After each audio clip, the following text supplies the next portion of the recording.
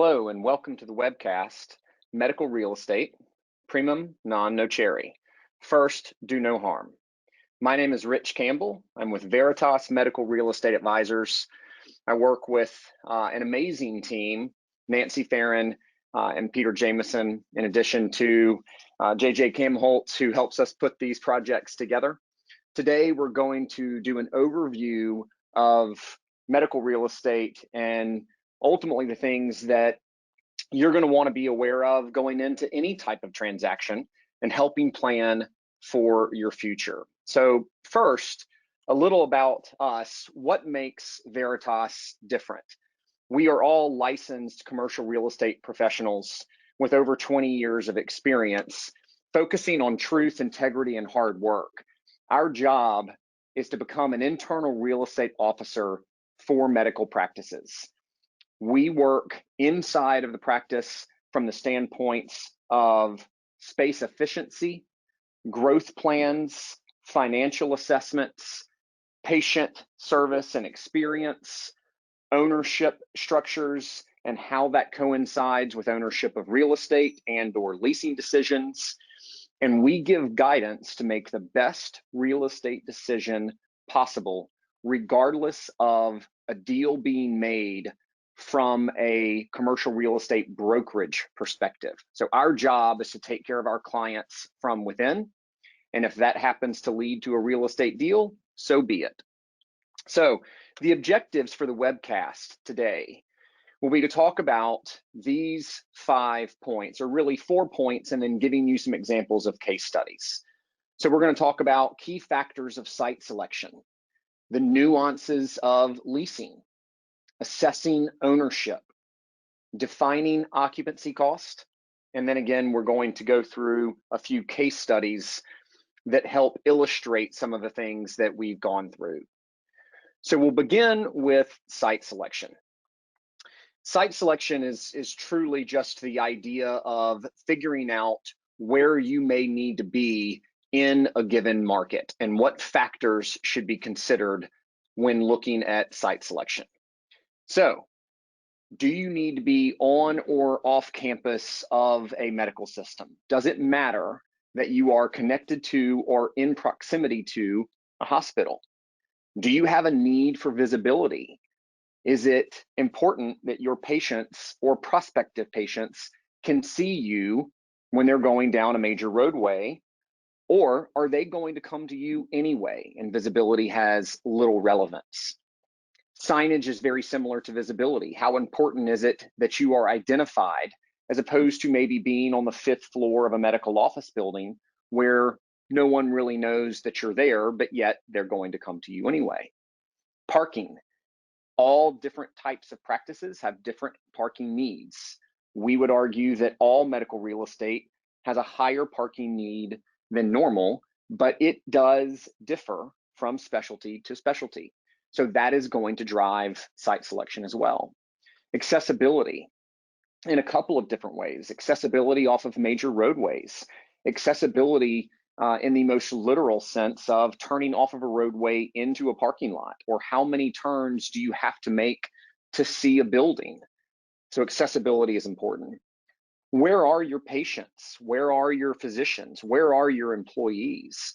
Knowing the location of all of those integral players in your practice and how your site selection is going to affect the life and experience of each of those groups. A competition analysis. This may have little relevance for you, but you also may not want to be right next door or down the street from a specialty of a similar type. So being aware of where your competition is. The cost, pure cost of a deal is going to factor into site selection. A referral base, if that is important in your practice, where are your referring physicians? And how important is it to be close to them? Traffic counts. How busy is your particular area? Does that matter that you want more people seeing your building, signage, etc.? Or does that matter in that you don't want to be in a high traffic area, creating possibilities for congestion and frustrations for your patients? And then pure availability of lease or purchase options. So you may determine that there's a particular site that works best for you, but it's just simply not available. So at the given time of deciding to do a deal, what is actually available and what is not? And then going into a little bit of a subsect, hospital growth or retraction, being aware of what the major systems in your particular municipality are doing. Where are they putting a stake in the ground? Where do they want to be? And how does that affect where you are? Along those lines, medical market trends. So taking medicine to the patients, getting out into the suburbs. Are you trying to track that type of trend? Where are freestanding ERs and urgent cares going? They have got amazing demographic research capabilities, the people who run those types of units. And so where you see them going sometimes points to growth areas. So be aware of that. Those should be considered when looking at site selection. So we're going to move into the nuances of leasing. Leasing is something that most people, it's easy to get lost in the details. It's easy to feel like you're doing everything right, but to miss a few things that become crucial elements of your happiness in a given location for what's probably going to be a longer period of time. So we're going to take you through the basics. First, we're going to talk about lease structures. This is important when you are out in the market and you are comparing one space to another, or you have heard that somebody you know has done a particular deal. You need to be aware that landlords across the world offer their buildings very differently from each other. And there is no rhyme or reason. It is up to that landlord in that particular market, in that particular building. So in the most basic sense, you have three different types of lease structures. On your far left, we've got what we call triple net. Triple net leases are similar to how retail leases are set up in that you have a base rent number that you will pay. And then on top of that base rent number, you will pay your pro rata share of property taxes, of property insurance, of common area maintenance, repairs, janitorial, landscaping. Any additional cost that that building incurs will be put on top of your triple net rent. On the total opposite end of the spectrum, you've got a full service rent on your far right. This type of rent is common in multi-tenant, larger medical office buildings on hospital campuses. You've got one rent that includes your utilities, it includes your janitorial, it includes your pro rata share of taxes and insurance and repairs and maintenance and other common area expenses related to the property. Everything added in together, you write one big check. Anything in between those two options can be identified as some form of modified gross. The language and what you call it is probably less important than understanding that the world in between those two exists and is pretty common to find yourself in. The example would be that you show up to a building where taxes and insurance and common area maintenance are included in your rent, but utilities and janitorial are not. Those things get added on. So it is vital that you understand these lease structures, what is included and what is not. So next we're going to get into term. Oftentimes a landlord will ask for a particular term and a tenant does not know whether that is normal, whether that is incredibly long, or whether that is short and a good deal. And so we'll take you through that. So short versus long-term leases. The important thing to remember here is that with lease term comes security for your landlord. The longer you are willing to commit, the more secure your landlord will feel. With that security, he will typically be more willing to either lower your rent or lower your escalations annually or give you more money in tenant improvement dollars. You should absolutely be getting something in return for a longer term lease. And I would argue that 7 to 10 years is a longer term lease. 5 years is a pretty common shorter term lease. 3 years in medical real estate is incredibly rare unless you find a building that is completely built out and ready to go. And then anything less than 3 years in medical real estate is almost a non-starter. So have the expectation that 5 tends to be the minimum. 7 to 10 gets you a little bit more benefit. And the only time anything over 10 years is okay is arguably when you have some type of ownership connection to the building.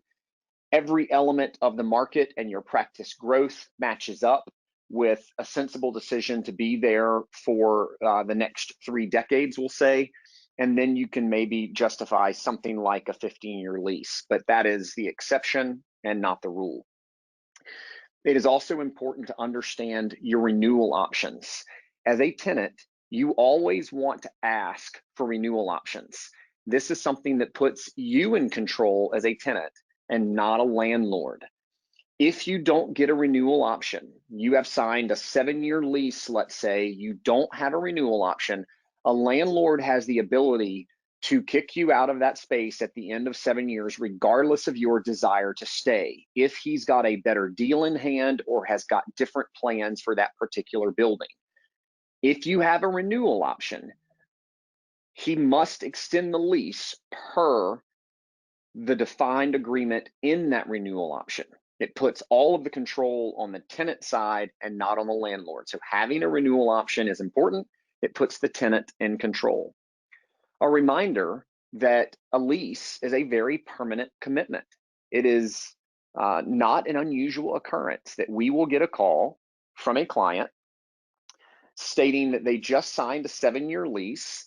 They are a year into it. They have changed their mind. How do they get out of it?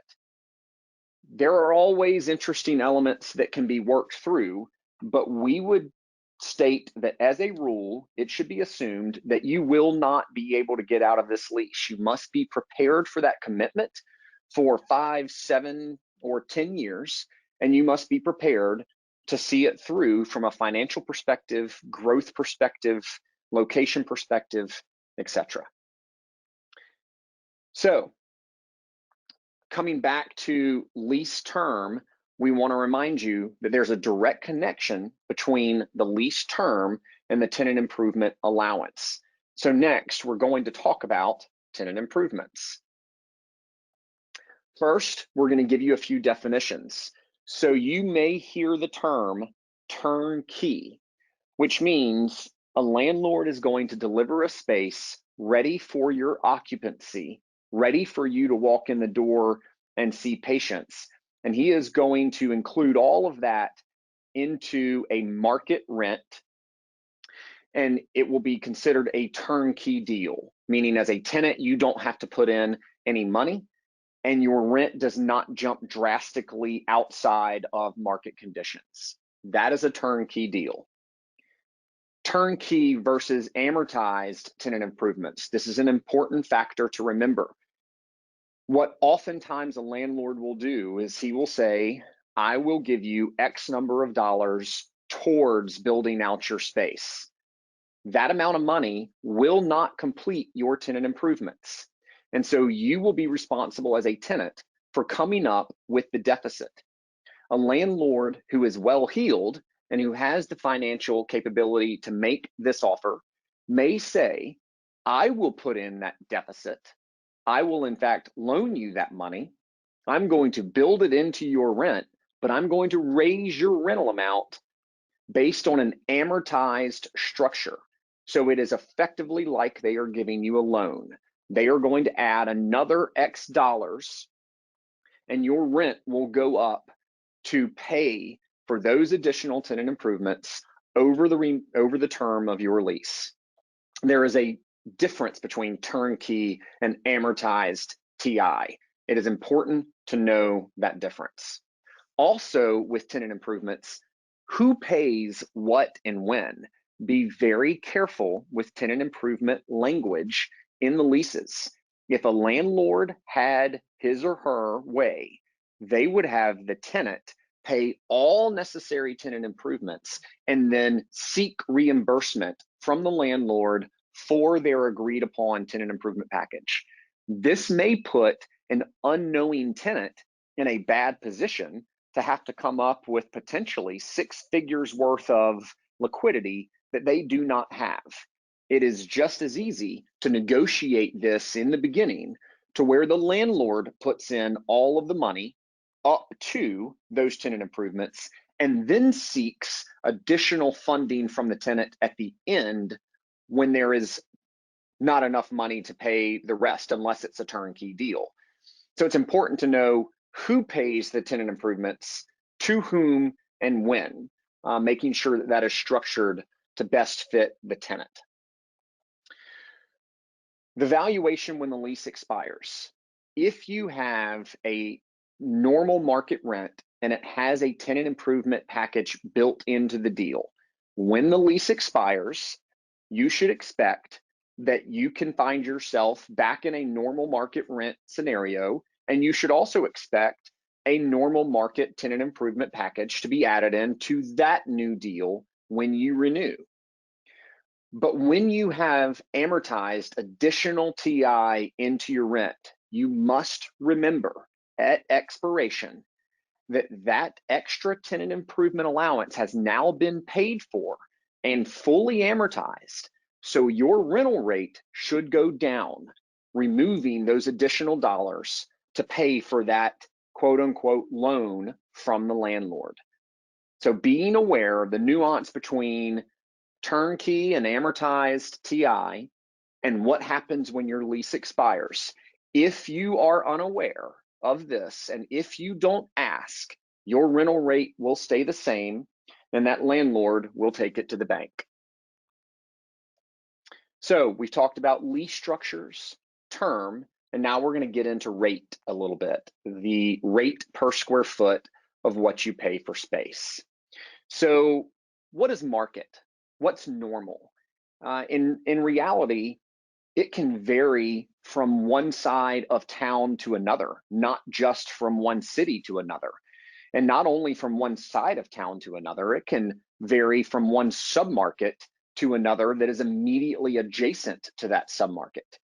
So market normal is relative and it is very hard to pin down, but having professionals who can tell you the nuances of your site, where you're looking, what is happening in that area, what is happening to other rates, so that you know where you fit into the overall picture is important. But remember that there is very rarely just a market normal rent. So the rate has a direct connection to term and TI. We would call these a three-legged stool, if you will, on what makes up a commercial real estate deal: term, tenant improvements, and rate. As your rate goes down, they are probably going to seek higher term, longer term, and lower tenant improvements. As your rate goes up, they may be more willing to shorten your term and or give you more tenant improvements. So those things are all interconnected. It is very rare that you get all three of those factors working in the same direction for you. We tend to focus on the most important 2 or 3 of those factors and work hard to get those done correctly. Escalations in your rate. In almost every property across the country, landlords are going to ask for annual escalations. Those escalations can range from 1.5% all the way up to 4% annually. Sometimes they are benchmarked off of what's called the Consumer Price Index, which is a stated rate in the financial world based on inflation. So in any way, shape, or form, you are probably going to face escalations. Be aware of what they are and how those escalations change the value of your overall deal over the length of your total term. It is very rare that you will find a landlord who is willing to do what we call a flat deal. where they give you one rental rate and they do not escalate it over the term. You may find that scenario, but we would tend to think that it is so rare, it is not advised that it's even asked for. You should probably focus on other areas. Operating expense pass-throughs. This one is in green. It should be in blinking red. This is a sleeper that most people miss when you sign a full service lease. So when you find yourself in a multi-tenanted office building on a hospital campus, and you have signed a full service lease that is supposedly all inclusive of your utilities and janitorial and taxes and insurance and common area maintenance, and you feel like that with your escalations, you can look out over your 7-year term and determine exactly what you're going to pay. There is probably language in your lease, if you look for it, that allows the landlord to pass through any additional operating expenses that come to that building beyond your year of occupancy. So the easiest way to think about it is you get 12 months of occupancy at your stated rental rate. Beyond that, if it begins to cost the landlord more money to run that building, i.e., his taxes have gone up, his insurance rates have gone up, his janitorial service starts charging more, his landscaping service begins to charge more, he can take the difference in what it cost him in the first year of your lease and what it's costing him now, and he can pass that through to each tenant in the building. This is on top of your escalations. It is a famous double dip from the landlords. It is incredibly hard to negotiate around, but please, please, please look for these factors in your lease documents when you're reviewing them, because the combination of operating expense pass-throughs and escalations are the only way to get a true sense of what that particular transaction is going to cost you over the term of your lease. And then finally, renewal rates.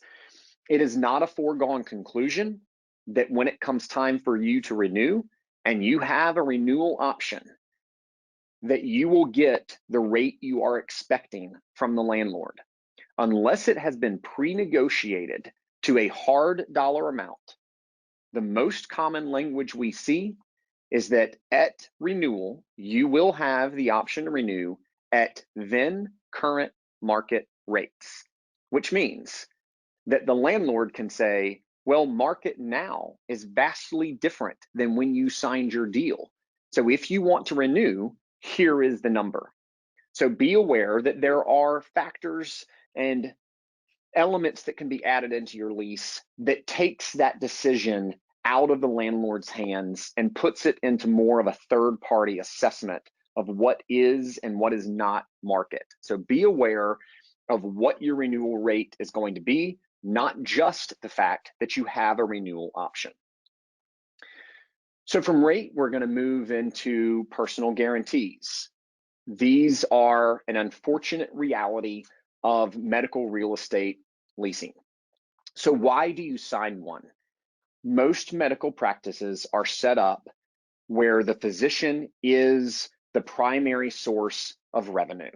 If something happens to the physician, the practice probably ceases to exist and or changes so drastically that they may not be able to shoulder the cost, the occupancy cost of that lease.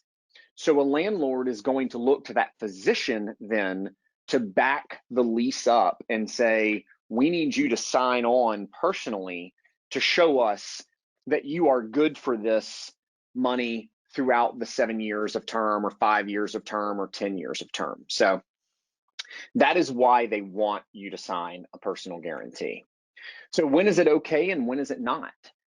If you are a single practitioner and a landlord is asking you to sign a personal guarantee, but he has put no money into the space, he has a pretty limited risk factor there. I would argue that you may not need to sign a personal guarantee, as opposed to being a single practitioner The landlord has put $200,000 worth of work to get the space ready for you, and he would be fearful that if you decide to shut down your practice, that he is just out that money. He is going to want some type of protection. It would be normal that you would give them a personal guarantee.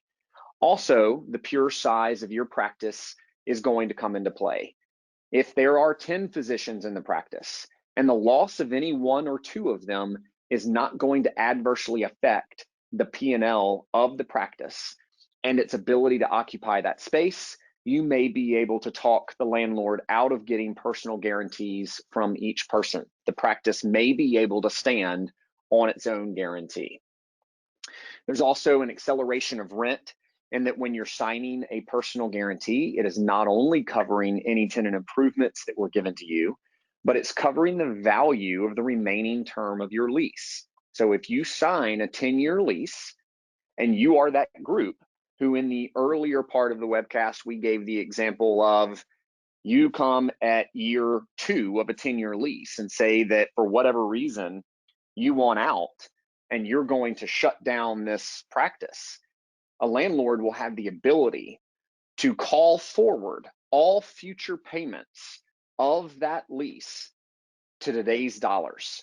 So that's an acceleration of rent. You need to be aware of acceleration of rent clauses, which have a direct correlation to your personal guarantee. And we've already touched on this a bit, but a practice can guarantee the deal by signing on to the lease. A practice is in effect guaranteeing the deal versus the practice signs a lease and then the physician personally signs a guarantee behind that lease. I would argue that in every case, you would like for the practice to be able to sign the lease and to have the landlord accept that as sufficient guarantee and sufficient collateral and avoid the personal guarantee altogether. But there are times that the personal guarantee is necessary, needed, and okay. So moving out of leasing, we're going to get into assessing ownership. So with ownership of medical real estate, let's start with the myth. So everyone has heard that ownership is the pinnacle. It's the next evolution. Well, it's my retirement. It's the best investment I can possibly make. Or is it? Are those things actual factors that should lead you down the path of ownership? So how do you know? How do you know if those things are right or wrong? How do you know when ownership makes sense? Well, first, we do a practice assessment. We would encourage you to do a practice assessment. How many owners are in the practice? Is it 2 or is it 22? Very, very, very different paths may be taken depending on that answer. What is the age of the owners? Do you have 38-year-olds who've got their entire career in front of them? Do you have 66-year-olds who are in their twilight and want to practice until 70 and then retire? You probably have a mix of the two, but the age of the owners and where they are in their practice life cycle is an important factor to consider. And then what type of practice are you in?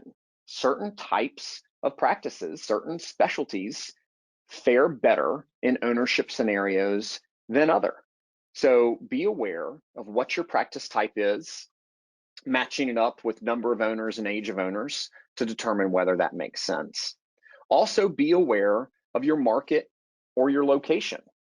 So are you in a market, let's say Dallas, Texas, that may have incredibly expensive real estate to buy or with incredibly expensive construction pricing, but leasing could be drastically different? Or are you in a smaller market like Dalton, Georgia, where ownership may in fact be just as the same cost of occupancy as a leasing scenario? So where you are is important. And then do you have a succession plan? So if you have multiple owners or if you have one owner, what comes next? Having nothing to do with ownership of commercial real estate. What is the succession plan of your practice? How do you go from 7 physicians who are spread in ages from 38 years old to 66 years old and everything in between, and keep going with that. What type of replacement and natural attrition are you going to see? How is your recruiting? Do you like the fact that you are 7 physicians? Do you want to grow to 12? So knowing what your succession plan is and where you want to be in the future is incredibly important in that practice assessment.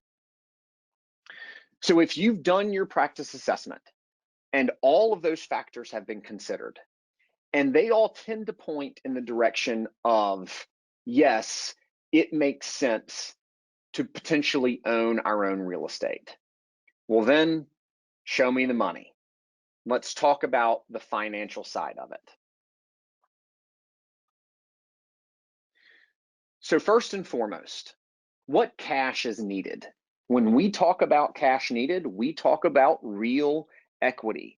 Pull it out from your piggy bank or from under your pillow, and it needs to be liquid.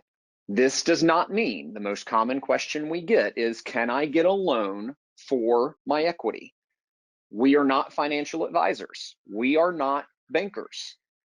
We have seen lenders give loans for the equity that is needed. But when you are assessing real estate ownership, it is best assessed if you imagine that the cash needed is actual cash needed. So if a pro forma is telling you that you need $200,000 and you have 50, ownership might not be the right path. And then what debt is available out in the market? What do the debt markets look like? There are always going to be ebbs and flows and good cycles and bad cycles. Right now, lenders are incredibly apt to give loans to medical professionals for owning their own buildings. That will not always be the case, and it's going to come back in line again in a cycle. So when you are attempting to make this decision, what debt is available and what does it look like? Because you will have a cash need and a debt need on every ownership deal. And then do you have an alternative use for that cash? Have you always wanted to buy that boat you've been looking at? What about a laser or a new piece of equipment for your practice? What about the CFO or the COO or the executive practice manager that you've been talking about for years? Those are alternative uses of cash, each one of them probably having a return on investment that can be measured. So measure that against investing in and owning your own building. In reality, it should be an unemotional decision that has a return or does not. There is a beginning and an end to every investment, and you have to be able to look at all alternatives. So, if you are going through assessing ownership and you have said, we've done a practice assessment and it makes sense for us, and we've done a financial assessment and we've got the money and we've got the debt available, and that makes sense for us. Remember, it always comes down to the practice itself. It always comes down to what works for the practice. Do not let ownership of a building be the tail that wags the dog.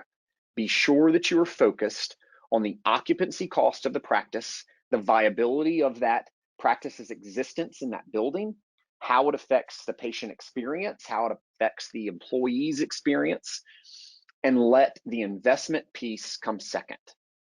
The occupancy cost analysis is something that is crucial to fully understand and know how this works when you're looking at a lease or ownership scenario.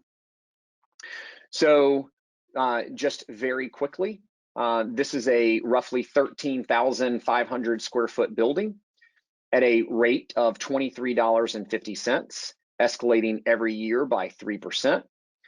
This year is what we call year zero. This is what has to be done up front. So it's going to take almost $1 million in tenant improvements to get this project ready for your occupancy and to see patients. You'll have a security deposit, and then you get an allowance from your owner the owner is going to contribute over $500,000 to this space, but that leaves you $432,000 to put in.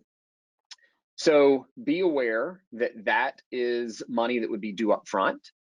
And then you take a base rent, which is your $2,350 times your $13,500. So you've got a base rent, and you've got operating expenses.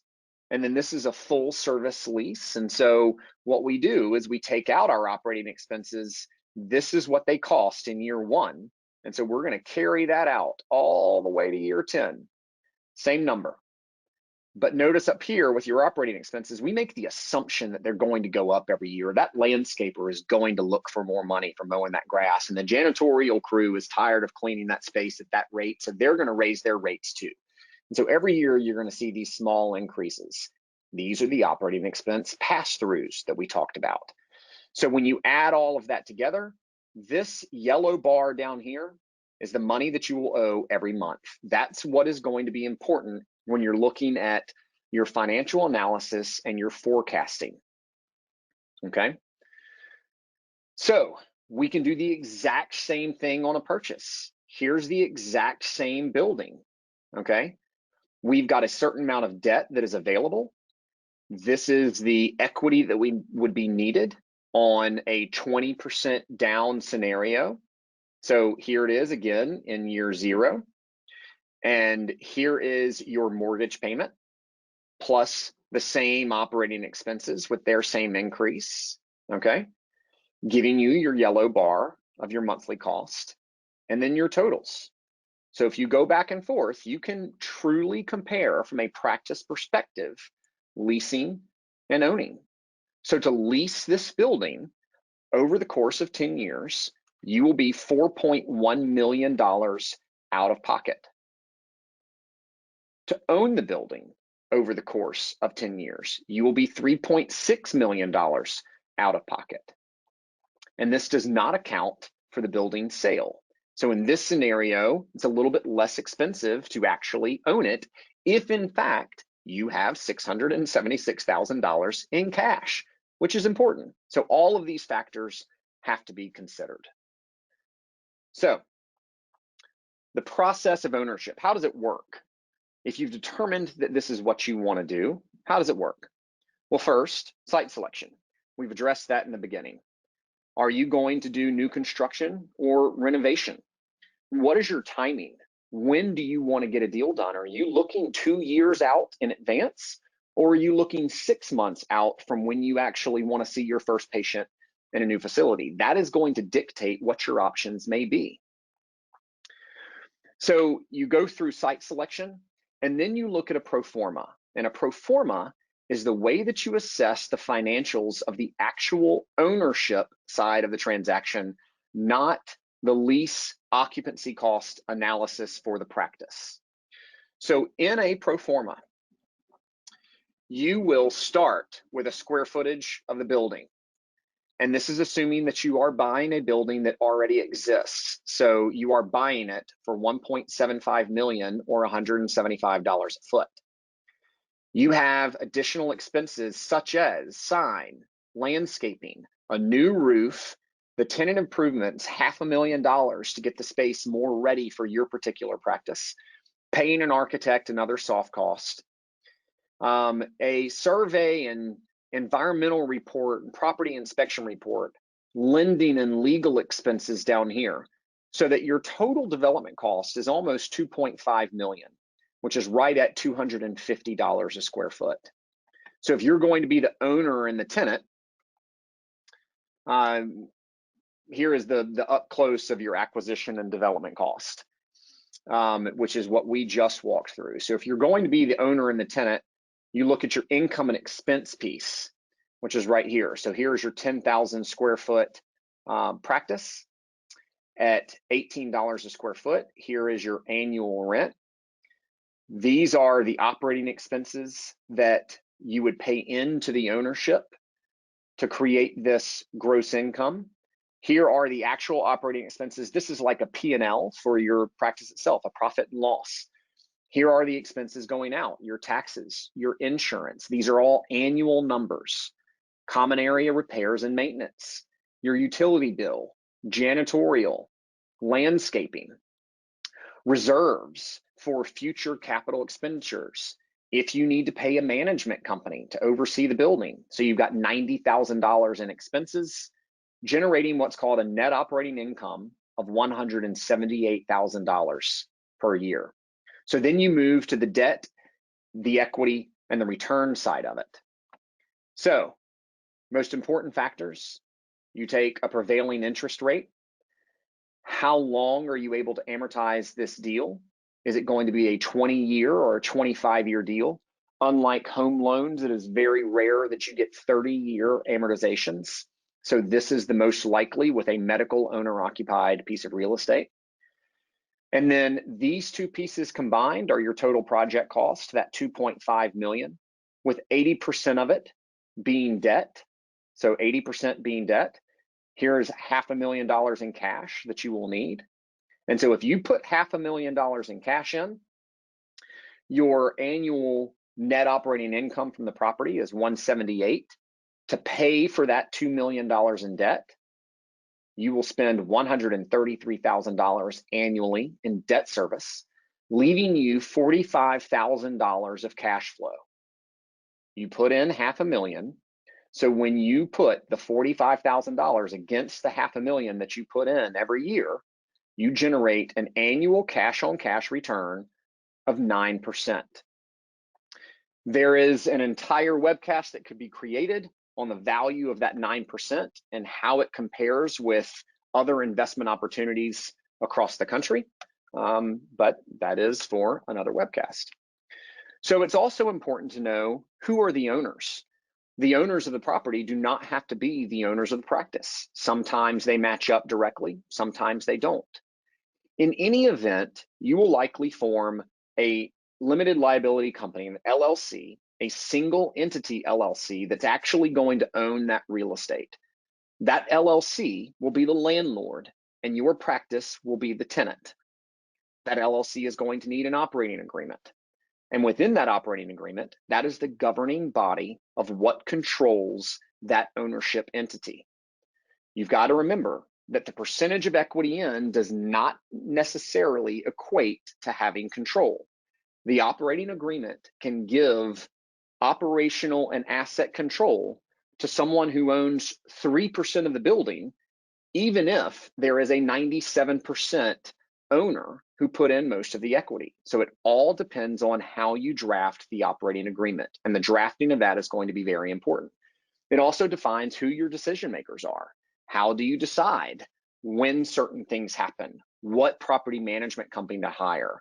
What decisions need to be made? You've got buy-sell provisions in the operating agreement.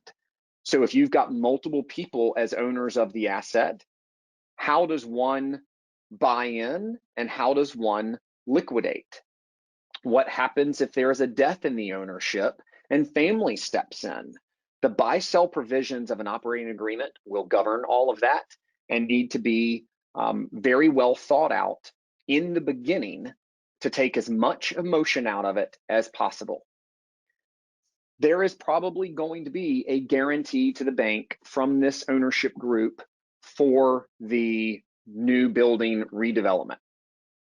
What you would like is to have what you would really like is to have no guarantee at all. But frankly, most every lender out there is going to look for a guarantee. And so the next best alternative is to have what's called a pro rata guarantee, meaning if you are a 25% owner in that LLC, you are only guaranteeing your 25% of the deal.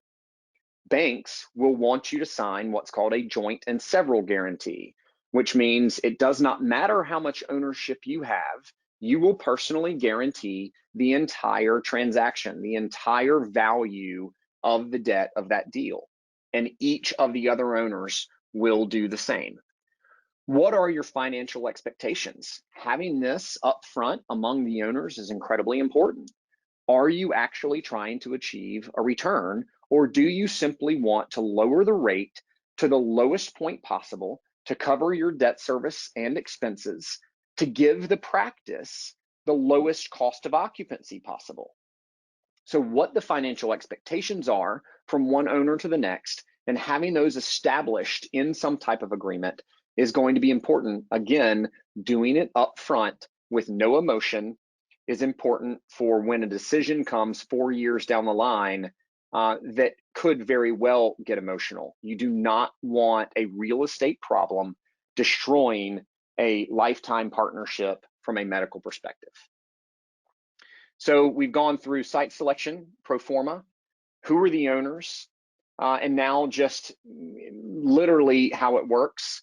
You effectively will go out and sign a letter of intent when you find a property that you are interested in. That letter of intent is a non-binding document, tends to be 2 pages, that calls out an address, a price, timing to close, who are the parties involved, and some general business factors that you want stated.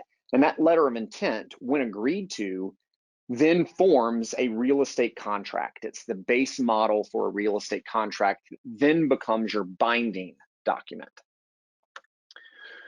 So going through occupancy cost and defining occupancy cost, whether you are an owner or whether you are a tenant, you must understand occupancy costs and how to define them.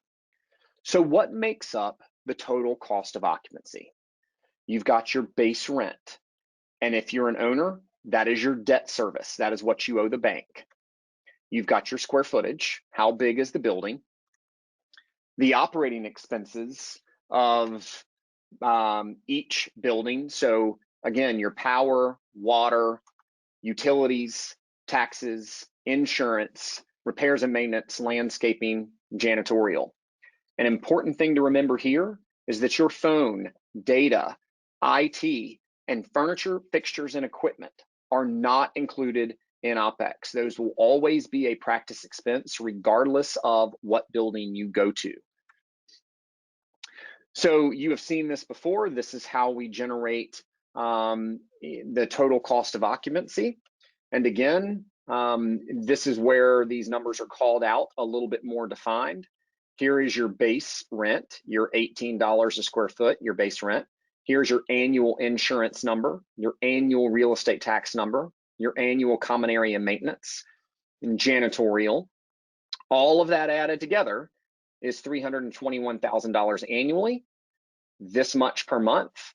And here's the important note, $23.75 per square foot is what your year one actual occupancy cost was. So you think you were signing a deal at 18, and this is why it's important to understand occupancy cost and not get hung up on per square foot rates. Because here you sign a deal where your lease says 18, but in reality, you're paying almost 24. So what makes up that 24 and how it works, it's important to understand. So we have said it multiple times. We will say it again. The practice is always a tenant, never an owner. It must be treated that way. The practice has got to look at the occupancy cost analysis regardless of who the landlord is, even if the landlord is a single asset entity made up of some of the physicians and/or executives of a medical practice, and they're renting from each other. It does not matter. The practice is still a tenant and needs to be assessed that way. So just a few case studies to end the program today. We have worked with a rheumatology practice who was in a multi-tenanted, multi-floor medical office building, paying a full service rate, nice professional building. They made the assumption that they just needed to renew their lease. And our job was to go in and assess their current cost of occupancy compared to any other lease opportunities in the market. And when we did that, we stumbled upon an opportunity to buy a building down the street from where this practice currently was. And after purchase, it turns out the physicians had the equity that was necessary. They did their practice assessments, their future planning. And after the purchase, their cost of occupancy to have more square footage in their own building was drastically less than what they would have been paying to renew their lease in that medical office building. So while they were not out looking to be owners, it made sense for them to end up buying a building and moving their practice. Almost the opposite example would be a cardiology practice who needed more space and wanted to buy land and build a new building. They had grand plans and said, this is what's going to be best for us. And over 6 months of practice analysis and financial analysis, it was determined that there were multiple owners in this practice. All of them were in different financial positions. All of them were different ages. And it was difficult to pull everybody together with one common mindset of what they wanted out of ownership. However, they found themselves in a medical office building, multi-floor, multi-tenanted, where they were paying and had the opportunity to renew at below market rates. And when they renewed at those below market rates, their cost of occupancy was so much lower than it would have been as owners that they were able to save substantial sums as a practice. And all of the physicians who had available capital to put into an ownership scenario then had the ability to deploy that cash in other interest-bearing methods. They looked at alternative uses of cash and deployed the money elsewhere. We have worked with an orthopedic practice who had 2 needs at the exact same time. So this is an example of one path is not always the right for a particular practice type or location. This group wanted 2 satellite clinics. They were able to find a landlord in one market who built them a building brand new, kept their rents lower than you would imagine to where they were right in line with the market. And they signed a long-term lease, turnkey, one rent number that got them a brand new building that they were leasing. At the exact same time, in a similar sized market, a second satellite clinic was needed. They were not able to find anything that made sense for them from a leasing perspective, but they were able to find a shell of a building that could be a great base for a renovation and a 2-tenant medical office building. When they ran their analysis and it was determined that per the practice and per the financials, it made sense, they went forward with the project, and their all-in occupancy cost for the practice is at the same market level as if they would have signed a lease with any other landlord in that town. So one practice, 2 very different scenarios being done at the exact same time, as an example that it is not always going to be one right path for one practice type or for one certain market. So being aware that each instance has to be looked at individually is important. So that wraps us up today. Our contact information is on the screen. Our website is on the bottom. If anyone has any questions or would like to dig further into any of the slides that we addressed, please feel free to reach out to me, Nancy, or Peter at any time, and we'd be happy to assist. And we thank you very much on behalf of the Veritas Medical Real Estate Advisors team.